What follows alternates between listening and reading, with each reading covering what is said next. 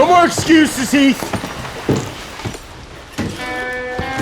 Place is empty. Only one that can get hurt now is you. So stand up, draw. Boy, I wish you had waited. I had a killer hand. You wouldn't happen to be Landon Dunn, would you? What you just saw was a clip from the short film that I shot earlier this year called On a Razor's Edge. And in this breakdown, we'll talk about my approach to lighting, location scouting, the gear we shot on, and what to do when the weather forces your hand and you end up shooting something better instead.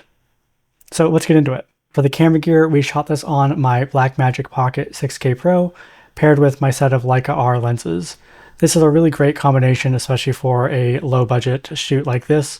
I like the Blackmagic a lot for its dynamic range and the color science behind it. I find it really flexible in post, and it holds up really well actually to higher end cameras. And then I paired that with my Leica Rs, which are great lenses with a lot of great character. They add a little bit of softness and warmth to break up the clinical sharpness that you might otherwise get on more modern lenses. We shot the majority of the film on sticks and let the blocking carry most of the weight for the film. With the exception of the climax of the film, the final scene, we shot that handheld, and we'll get into why we did that a little bit later. With our camera package figured out, it was time to scout our location. We shot this film at a standing saloon set up in Agua Dulce, California. When we scouted, it was a clear, bright, sunny day, and it was really shaping up to be a great location for the shoot. However, there was one unforeseen issue with the location that we'd only discover on the day of shooting that would come back to haunt us in post. As you can see in these location pictures, the roof of the location is this corrugated sheet metal, which on a clear, sunny day is fine, but once the rain started coming down, it caused a lot of issues with our sound, making our dialogue almost unusable. These are some of the interior shots from the location. The entirety of the film was going to be shot interior. We initially were going to key from this big window here on the right-hand side of the table and just have some harder light kind of raking across the table from the windows you'll see in the background here.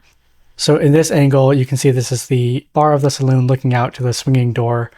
That was going to be the location we'd shoot our opening with our character Landon Dunn as he comes in silhouette. And here's the sort of bar at the location. We didn't end up shooting a lot from this angle of the bar, but the reverse added a nice layer of depth to the card contest scene in the film. Gave us a little something to break up the space between the actors and the camera. My plan on the scout was to lean into harsh sunlight, utilizing dappled pockets of light and having shafts of light coming through the window, rather than only lighting with broad, soft lighting. This was as much a creative decision as it was a budgetary and manpower decision. I knew we just didn't have the gear and the manpower to create these big, broad, soft sources of light.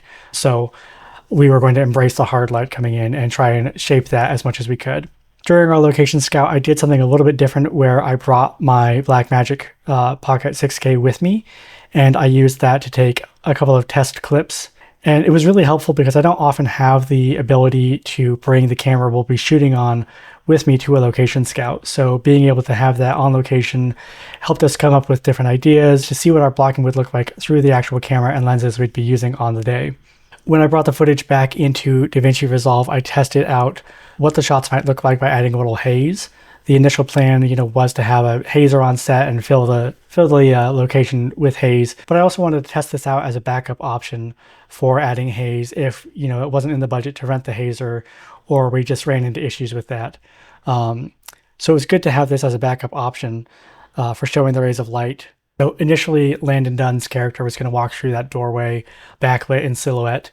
So I used Sunseeker to map out exactly where the sun would be in relation to where he is in the doorway there, and know when the sun would be coming through the windows at the right angle.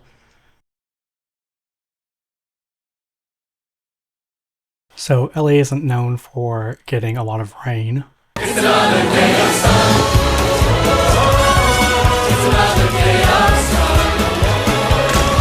sun. On the day of our shoot, there was a massive downpour that was causing flash flooding around the area. Right now at 6, a powerful winter storm slamming Southern California, dumping heavy rain and flooding roads.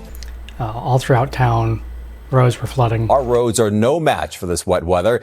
Some streets turned into ponds, cars getting trapped in the rising water. It was a bad time. So I, had seen the forecast a couple of days in advance, and I asked the director, hey, can we move the shoot due to the weather at all? Is that going to be an issue?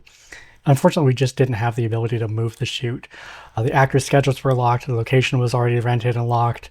We were just going to have to shoot in it, rain or shine. After we got to the location, however, that didn't mean our troubles were over. The entire look of the film had been based around hard light, sunny light, and it was now raining very hard on us. The overcast weather created this broad, soft lighting source that made a room that's supposed to feel warm with pockets of light feel bleak and dreadful. So here's a little bit of a difference from our location scout. This is a shot of one of the lanterns on the outside of the saloon from our location scout versus what we ended up shooting on the day. So you can see very different mood, very different weather conditions. So let's get into the lighting. For the lighting on this film, we didn't have much in terms of gear. We had 2 4-foot Nanlite Pavo tubes, and I had my Roscoe DMG Dash light with me as well. So those were our 3 lighting fixtures we had to work with. So with our hard lighting plan out the window, it became about shaping that flat overcast light. We used the practicals that were existing in the location to add some pockets of warmth that contrasted the cool ambient light that was existing because of the overcast weather. I extended that soft light into the room using the Pavo tube lights with the grid attachments on them to help control any spill. Additionally, I had my Roscoe DMG Dash, which I used for a handful of shots. It was great for an eye light, and I used it on a shot that didn't make it into the film, but it's one of my favorites. This close-up shot of the hands at the table when he's playing with the cards. Here you can see the director, Adam, and I discussing the lighting for our opening shot of our character, Heath McCourt, at the card table. Here's our kind of turnaround shot here over the shoulder onto our sort of outlaw Landon Dunn. And here's just a couple of comparison behind the scenes versus the final frame. I used elements at the bar, like this bottle here, to add some foreground depth in a lot of these shots. Here you can see our key light is just the one Nanlite Pavo tube that is up here on the ceiling. We just stuck it up there and took the grid off to help get a little bit more broad wash on it. This was our first shot of the day. One of our opening shots on Landon Dunn here. This was him coming into the saloon after firing his gun and clearing out all the saloon goers. We wanted to have some rain coming off of Landon's hat here just to get a little bit of extra feeling that he's been out in the weather. So we ended up actually just pouring a bottle of water onto his hat because the rain wasn't collecting as much on his hat in the amount of time we needed it to. This is one of my favorite shots of the film. It's the introduction to our outlaw here, Heath McCourt. This was the widest shot we would do in the card table setup here. He's just being keyed by one of the Nanlite tubes. That little spill on his shoulder is just the ambient light coming in through that window on the right-hand side of frame there, giving us that great edge separation and all this separation on the table. This is our reverse shot on Landon Dunn as he's having a conversation at the card table. For the reverse, we just had one of our crew members Hollywooding the Pavo tube to give him a little bit of an edge, and then we just turned the second Pavo tube that was the key for Heath at the table, just turned that around, and that became his key light.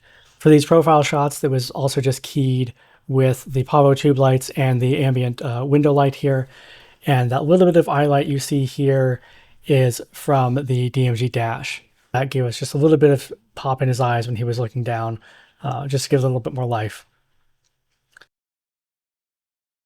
For the final shot of the film, we decided to break off from the tripod and go handheld. When we were building out the shot list for the film, the director Adam and I had talked about shooting the majority of the film on sticks and letting the actors' performances build the tension in the scene.